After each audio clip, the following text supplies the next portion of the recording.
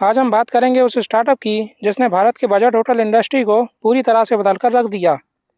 एक कंपनी जो कि एक साल में 13,000 करोड़ के नुकसान में थी और भाई आज मुनाफा कमा रही है। तो ये कैसे हुआ, आइए इसको जानते हैं। ओयो से पहले भी भारत में बहुत छोटे छोटे होटल और गेस्ट हाउस थे, लेकिन उनकी क्वालिटी उतनी अच्छी नहीं थी और ना ही साफ सफाई का इतना अधिक ध्यान रखा जाता था। ऑनलाइन बुकिंग की सुविधाएं भी बहुत कम थी, जिससे कि लोगों को सस्ता होटल ढूंढने में बहुत ही मुश्किल होती थी। रितेश अग्रवाल के दिमाग में एक आइडिया आया, क्यों ना एक ऐसी वेबसाइट बनाई जाए जिस पर इन सभी छोटे होटलों को लिस्ट किया जाए। और उन्होंने ओरावल स्टेज की शुरुआत की। ओरावल स्टेज एक वेबसाइट थी जो कि छोटे होटलों और गेस्ट हाउस को लिस्ट करती थी, लेकिन ये प्रोजेक्ट फेल हो गया। अब इसके फेल होने के पीछे क्या कारण थे, आइए उसको जानते हैं। इसका सबसे बड़ा कारण था बेहतर भरोसे की कमी। ये प्लेटफॉर्म सिर्फ होटलों को लिस्ट करता था, ये गारंटी नहीं देता था कि आपने जो होटल बुक किया है आपको वही होटल मिलेगा। ट्रैवलर एक वेबसाइट पर जाकर एक कमरा बुक करता था, लेकिन जब वे होटल पहुंचता था तो उसे वे कमरा बहुत ही गंदा मिलता था, जिससे कि ओयो की ब्रांड वैल्यू ख़राब होती गई। लेकिन इसमें ओयो कुछ कर भी नहीं सकता था, क्योंकि उसका होटलों पर कोई भी नियंत्रण नहीं था। पहले कोई भी होटल मालिक थोड़ा बहुत रिनोवेशन करवाकर ओयो से जुड़ जाता था और कमरा बेचने लगता था, जिससे लोगों का भरोसा ओयो पर से उठने लगा और ये प्रोजेक्ट फेल हो गया। इसके बाद 2013 में रितेश को थील फेलोशिप के लिए चुना गया। इसमें उन्हें $1,00,000 मिले और इन पैसों से उन्होंने ओरावल स्टेज को बंद किया और ओयो रूम्स की शुरुआत की। लेकिन असली तूफान आया 2015 में, जब सॉफ्टबैंक ने इसमें $100 मिलियन का निवेश किया और सॉफ्टबैंक 46% के साथ ओयो का सबसे बड़ा शेयर होल्डर बन गया। इसके बाद लाइट स्पीड और सुकोया ने भी इसमें निवेश किया, जिससे ओयो की रफ्तार और बढ़ गई। इसके बाद ओयो ने फ्रेंचाइज मॉडल और रेवेन्यू शेयरिंग मॉडल, ये दोनों मॉडल लॉन्च किए। तो ये दोनों मॉडल क्या थे, आइए इसको जानते हैं। फ्रेंचाइज मॉडल में होटल मालिक ओयो का नाम और तकनीक का इस्तेमाल करते थे। ओयो हर बुकिंग पर 20 से 30% कमीशन चार्ज करती थी और साथ ही में एक बार का रिनोवेशन चार्ज $2,00,000 भी लेती थी, जिसमें वे उन होटलों को रिनोवेट करती थी। साफ सुथरे कमरे, एसी, वाईफाई और टीवी जैसी सुविधाएं देती थी। दूसरा था रेवेन्यू शेयरिंग मॉडल, जिसे कि हम मिनिमम गारंटी मॉडल भी कहते हैं। इसमें ओयो होटलों को पूरी तरह से किराए पर लेती थी और होटल मालिकों को हर महीने एक मिनिमम रकम देती थी, चाहे कमरा बुक हो या फिर ना हो। बदले में ओयो कमरे खुद बेचती है और सारा मुनाफा भी अपने पास ही रखती है। लेकिन इस मॉडल के कारण ओयो को करोड़ों का नुकसान हुआ, क्योंकि ओयो ने हर होटल मालिकों को मिनिमम गारंटी बहुत अधिक दे दी थी।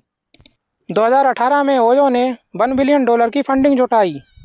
नतीजा 2018 आते आते ओयो ने 8,500 से ज़्यादा होटलों को अपने ब्रांड के रूप में बदल दिया।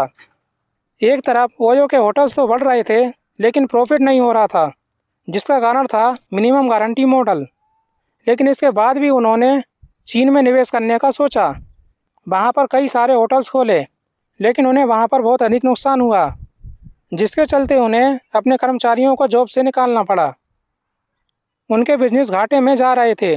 उसके पीछे क्या कारण थे, आइए इसको जानते हैं। इसका पहला कारण था बेथा ओयो और होटल मालिकों के बीच रिश्तों में दरार। इसका कारण यह था कि ओयो ने बिना बताए गए कई सारे चार्जेस लगाए, कॉन्ट्रैक्ट में बार बार बदलाव किए और भुगतान में देरी की, जिससे कि उनका भरोसा टूट गया।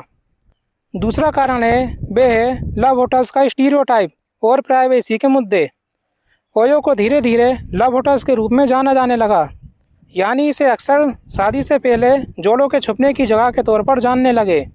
इससे ओयो की फैमिली फ्रेंडली छवि को बहुत ही अधिक नुकसान पहुंचा। सबसे बुरा तब हुआ जब देश भर में ओयो के होटल्स में स्पाई कैमरे लगे होने का मामला सामने आया। हैदराबाद और नोएडा में तो होटल मालिक या फिर लोग खुद ही कैमरे लगाकर जोड़ों को ब्लैकमेल करते पाए गए। इससे परिवारों और आम लोगों का ओयो पर से भरोसा उठ गया। इसके बाद कंपनी ने एक ऐड किया, जो कि उनको ही बैकफायर कर गया। भगवान हर जगह हैं और ओयो भी। इस लोगों को लेकर लोगों ने बहुत अधिक विरोध किया और सोशल मीडिया पर हैशटैग बायकॉट ओयो भी ट्रेंड चलाया, जिसके बाद ओयो को माफ़ी मांगनी पड़ी। तीसरा कारण है वह था ओयो का कमज़ोर बिजनेस मॉडल। 2019 में ही ओयो को लगभग $3.35 बिलियन का नुकसान हुआ। इसके बाद भी कंपनी लगातार एक्सपेंड करती गई, लेकिन वे क्वालिटी पर ध्यान देना भूल गई। गंदे कमरे, आखिरी वक्त पर बुकिंग कैंसिल होना और ख़राब सर्विस, ये सब तो जैसे आम बात हो गई थी। इसके बाद आया Covid. 78,000 cases of COVID-19 in just the last 24 hours. Covid ने पूरे होटल बिजनेस को तहस नहस कर दिया। ओयो की वैश्विक आय में भी भारी गिरावट आई और ओयो को करोड़ों का नुकसान हुआ। इससे बचने के लिए ओयो ने चीन और भारत में हजारों कर्मचारियों को नौकरी से निकाल दिया। फाइनेंशियल ईयर 2021 में ओयो को 3,943 करोड़ का नुकसान हुआ था और 2022 में लेकिन ये घटकर 1,942 करोड़ था। वहीं 2023 में ओयो को 1,287 करोड़ का नुकसान हुआ था। इन्हीं नुकसानों के कारण ओयो की वैल्यूएशन भी $10 बिलियन से सीधे $2.4 बिलियन पर आ गई थी। लेकिन इसके बाद 2024 में ओयो को 229 करोड़ का फ़ायदा हुआ और 2025 में 623 करोड़ का फ़ायदा हुआ। आइए जानते हैं कि कैसे नुकसान में चल रहे बिजनेस को ओयो ने प्रॉफिटेबल बनाया। पहले ओयो होटलों को लीज पर लेती थी और बदले में होटल मालिकों को एक फिक्स रकम देती थी, जिससे ओयो को करोड़ों का लॉस हो रहा था। इसके बाद उन्होंने इस मॉडल को बंद किया और फ्रेंचाइज बेस मॉडल को अपनाया, जिसमें वे अब होटल मालिकों के साथ 20 से 30% कमीशन पर पार्टनरशिप करती है। यानी कि अब कमरा बुक होगा तभी होटल मालिकों को पैसे मिलेंगे। उन्होंने ये देखा कि ग्राहक 2,000 वाले कमरे की जगह 3,000 रुपये देने को तैयार है, बशर्ते कि उसे सुविधाएं अच्छी मिले। इसके बाद कंपनी ने अपना बिजनेस मॉडल बदल दिया। अब ओयो के पास मिड सेगमेंट के लिए टाउन हाउस, लग्जरी सेगमेंट के लिए पैलेट और प्रीमियम कैटेगरी के लिए संडे होटल जैसे ब्रांड हैं। ओयो अब सिर्फ कमरे ही नहीं बेचता बल्कि बेहतर अनुभव भी देने लगा है। ओयो ने केवल भारत में ही नहीं बल्कि अमेरिका और यूरोप में भी अपने होटल्स खोले। साथ ही पेरिस की कंपनी चेक माई गेस्ट को भी खरीदा। इसका फ़ायदा उसे ये हुआ कि ओयो का 65% से अधिक रेवेन्यू अमेरिका और यूरोप जैसी कंपनी से आ रहा है। रितेश ने अपनी ऐप और वेबसाइट में एआई का इस्तेमाल किया। एआई ये तय करता है कि किस दिन कितनी डिमांड है और आसपास के होटल्स क्या चार्ज कर रहे हैं। उसी के हिसाब से एआई अपने कमरे की कीमत को घटाता और बढ़ाता रहता है। साथ ही ये रिव्यूज़ और रेटिंग्स को भी एनालाइज करता है कि जिस होटल्स की रेटिंग्स बहुत अधिक अच्छी हैं उसे ऊपर दिखाता है और जिस होटल्स की रेटिंग डाउन हो रही हैं उसे अपनी ऐप से हटाता है।